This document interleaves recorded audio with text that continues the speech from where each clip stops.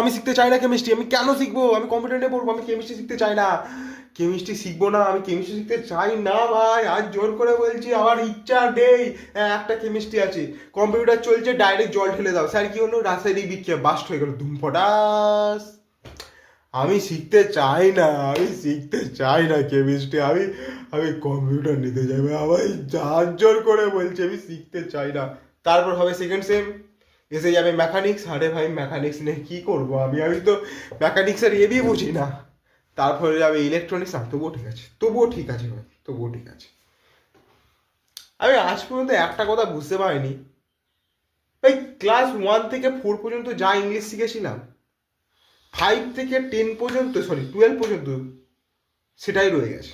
কারণ 1 থেকে 4 পর্যন্ত যা স্পোকেন ইংলিশ শেখানো হয়েছিল সেটুকুই যা বলতে পারি। 5 থেকে 12 পর্যন্ত একটা স্পোকেন ইংলিশও শেখানো হয়নি শুধু। তবে ভাই 11-12 গল্পগুলো সেরা ছিল কিন্তু। আহ ও রাত্রিরে শুতে যাওয়ার আগে পড়তে হতো।